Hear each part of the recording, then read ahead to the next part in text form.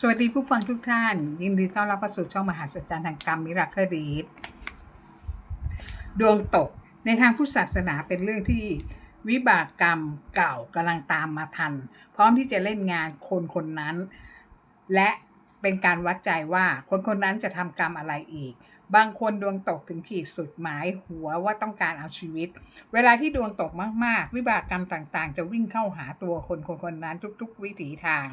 ให้มืดแปดด้านเสมือนมองไม่เห็นหนทางออกได้เลยดวงตกมีหลายระดับเกิดจากวิบากกรรมเก่าตามมาทันซึ่งแต่ละวิบากกรรมหนักเบาไม่เท่ากันถ้าเป็นแบบทั่วไปเป็นวิบากกรรมก่อให้เกิดความรำคาญใจเล็กๆน้อยๆเช่นถูกขโมยของเล็กๆน้อยๆถูกเอาเปรียบไม่สำคัญอะไรถ้าเป็นวิบากกรรมแบบปานกลางเคยประทุษร้ายคนอื่นพอเรามาขอขมาก็ให้อภัยอโหสิกรรมให้กันมาในชาตินี้เกิดคดีฟ้องร้องกันเมื่อหาหลักฐานมาชี้แจงแก้ต่างก็สามารถผ่านพ้นผิดไปได้ถ้าแบบวิบากกรรมหนักเคยสร้างความโกรธแค้นกับคนอื่นมาชาตินี้ถูกตามลาวีหาเรื่องไม่หยุดหย่อนถูกกันแกล้งต่างๆนานาถ้าแบบวิบากกรรมหนักสุดขีดสูงสุด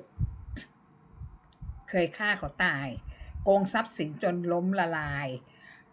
จนเจ้าทรัพย์ต้องฆ่าตัวตายหรือหมดเนื้อหมดตัวมาในชาตินี้ก็ถูกเขาตามฆ่าอย่างไร้เหตุผลบางคนไปทำบุญบวชพระทอดกฐินพระป่าบางทีก่อนไปถึงวัดตายยกทั้งขบวนหรือบางทีกลับจากงานบุญเกิดอุบัติเหตุตายทั้งคันรถบางคนรถชนตายบางคนไฟคลอกตายตกน้ำตายในทางพุทธศาสนาไม่มีพิธีกรรมใดๆที่จะสะเดาะเคราะห์ได้ให้พ้นวิบากกรรมเก่าได้ทำอย่างไรรับอย่างนั้นยกเว้นสร้างบุญให้มากพอที่จะวิ่งหนีห่างไกลจากวิบากกรรมเก่าได้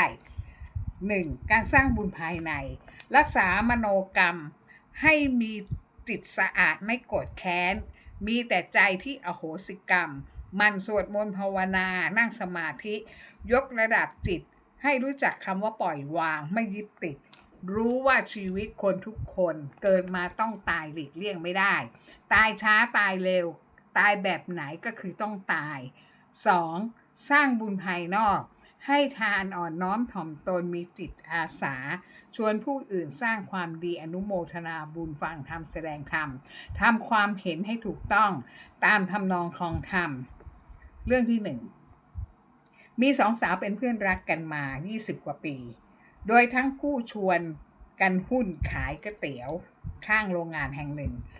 แบ่งหน้าที่กันทำงานคนหนึ่งมีหน้าที่ออกจ่ายตลาดซื้อของมาเข้าร้านซื้อแล้วกลับมาล้างมาหั่นผักส่วนอีกคนหนึ่งอยู่หน้าร้านเฝ้าร้านทำก๋วยเตี๋ยวขายเก็บเช็ดร้างพอเพื่อนคนที่ทำหน้าที่ขายก๋วยเตี๋ยวไม่สบายก็มีคนแนะนำว่าให้ไปกินยาสมุนไพรอยู่แถวโคลิเซียมสะพานขาวสมัยก่อน30-40 ปีที่แล้วเดี๋ยวนี้ไม่มีแล้วพอลงจากรถเมล์ต้องข้ามทางรถไฟเพื่อเดินข้ามถนนไปยังร้านสมุนไพรแต่ระหว่างจะข้ามถนนทางรถไฟนั้นเพื่อนอีกคนหนึ่งมองเห็นว่ารถไฟกำลังมาด้วยความเร็วสูงและบีบวูดเสียงดังสนั่นมากเพื่อนคนที่ป่วยกับมองไม่เห็นจะเดินข้ามทางรถไฟไปให้ได้เพื่อนคนที่ดวงดียืนหยุดนิ่งเห็นว่าเพื่อนคนที่ดวงตกไม่ยอมหยุดกำลังจะเดินข้ามทางรถไฟจึงฉุดกระชากลากแขนสุดแรงเกิดเพื่อนตกใจหน้าซีดว่าเกิดอะไรขึ้นก็พอดีรถไฟแล่นผ่านหน้าไปแค่เสี้ยววินาทีเท่านั้นเองถ้าเพื่อนไม่กระชากแขนมาเพื่อนคนที่ทำก๋วยเตี๋ยวคงถูกรถไฟทับตายไปแล้วเธอบอกว่าเธอมองไม่เห็นว่ารถไฟกำลังแล่นมาอีกทั้งไม่ได้ยินเสียงหวูดรถไฟด้วยเห็นเป็นแต่แสงสว่างทางโล่งจึงจะก้าวข้ามทางรถไฟไปก็ถูกเพื่อนกระชากแขนให้ตกใจมีสติเธอบอกว่าใจเต้นแขนขาสั่นไม่หายพอไปถึงร้านสมุนไพรก็สั่งซื้อสมุนไพรต้องมาต้มยุ่งยากมาก แต่ไปถึงแล้วก็ทดลองซื้อมา1 ชุดลองกินก่อนถ้าดีก็จะซื้อกันใหม่เสียเงินแค่ค่าสมุนไพรไม่กี่สตางค์เพราะขากลับจะต้องเดินข้ามทางรถไฟอีกเพื่อไปขึ้นรถเมล์ทางเดิมก็เหมือนเดิมอีกเพื่อนคนที่ทำก๋วยเตี๋ยวกำลังจะเดินข้ามทางรถไฟเพื่อนที่ไปด้วยกันก็กระชากแขนสุดแรงเกิดจนตัวเธอเซเกือบหกล้มเธอบอกว่าดึงแขนเธอทำไม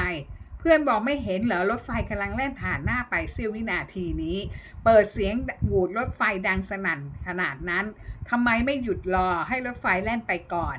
แค่เพียงไม่ถึง1 ชั่วโมงกับเดินไปไปกลับเดินร้านไปที่ร้านสมุนไพรคนทำก๋วยเตี๋ยวไม่เห็นรถไฟและไม่ได้ยินเสียงบูดรถไฟเธอตกใจมากพูดออกมาว่าจะให้ตายให้ได้เลยหรือเธอกลับมาไปไหว้พระถามพระให้ดูดวงให้พระบอกว่าดวงเธอชะตาขาดดีที่เพื่อนดวงดีจึงสามารถช่วยชีวิตเธอไว้ได้มิเช่นนั้นผีทางรถไฟต้องการตัวเธอไปเป็นตัวตายตัวแทนเพื่อเขาจะได้ไปเกิดใหม่จึงปิดหูปิดตาให้เธอมองไม่เห็นเธอเลยทำพิธีบังสกุลเป็นบังสกุลตายและอาบน้ำมนต์ตามความเชื่อของคนไทยแต่ไม่มีในคำสอนของพระพุทธศาสนาเรื่องที่2มีร้านอาหารใหญ่แห่งหนึ่งอยู่ที่ต่างจังหวัดเริ่มเปิดขายตอน11 โมงถึง 22 นาฬิกาทุกวันถ้าเปิดขายปกติวันหนึ่งมีผู้ชายคนหนึ่งอุ้มลูกชาย3 เดือนเดินผ่านหน้าร้านดีที่ช่วงนั้นเป็นเวลาเช้าที่ร้านเพิ่งจะเปิดเตรียมจะขายอาหารตามสั่งพอดีผู้จัดการเดินสำรวจหน้าร้านอยู่พอดีชายหนุ่มคนนั้นเดินมาเป็นลมที่หน้าร้านพอดีผู้จัดการร้านเรียกให้เด็กๆเสิร์ฟมาช่วยกันพยุงชายหนุ่มคนนี้และอุ้มเด็กวัย3 เดือนนั่งพักก่อนพอปฐมพยาบาลได้สติฟื้นขึ้นมาถามเรื่องราวว่าเกิดอะไรขึ้นทำไมถึงมาเป็นลมหน้าร้านอาหารนี้ได้ชายหนุ่มเล่าว่าตัวเขาเพิ่งจะผ่าตัดไส้ติ่งออกจากโรงพยาบาลมาจะกลับไปบ้านภรรยาเขาหนีตามชู้มาที่จังหวัดนี้เงินของเขาหมดเพราะเดินตามมาเรื่อยๆ3 วันแล้วไม่ได้กินข้าวหิวข้าวเลยเป็นลมผู้จัดการถามว่าเอาเด็กมาด้วยทำไมเขาบอกว่าจะมาตามหาภรรยาไม่สงสารลูกเลยเหรอที่ทิ้งสามีและลูกเล็กไว้หนีตามผู้ชายไปทุกคนในร้านจึงบอกเขาว่าให้เลิกตามหาเถอะจังหวัดกว้างใหญ่ภรรยาที่หนีไปกับชู้ที่ไหนก็ไม่รู้อย่าเสียเวลาตามหาเลยกลับบ้านเถอะและอย่าเอาเด็กมาทรมานด้วยเลยเขาบอกว่าไม่มีเงินจะกลับบ้านผู้จัดการให้เด็กเอาข้าวให้น้ำให้เขากินข้าวกินน้ำและอาบตัวก็ให้เขาอาบน้ำตัวเองและการอาบน้ำให้เด็กให้สบายตัวก่อนค่อยไปทุกคนช่วยกันรวมเงินได้ 1,000 บาทให้เขาไปในสมัยนั้น30 กว่าปีนั้นมากพอสมควรและบอกว่าให้กลับบ้านไปลงทุนค้าขายเล็กๆน้อยๆอยู่กับบ้านจะได้เลี้ยงลูกได้อย่าไปเสียเวลาตามหาของที่หายไปแล้วเลยเพราะถ้าภรรยารักสามีและลูกคงไม่ทิ้งเขาไปมีใหม่หรอกที่ไหนมีสามีป่วยผ่าตัดไส้ติ่งอยู่โรงพยาบาลเขาก็เปิดโชว์แผลสดๆยังไม่ได้ตัดไหมเลยเป็นแผลที่เย็บมีเลือดซึมอยู่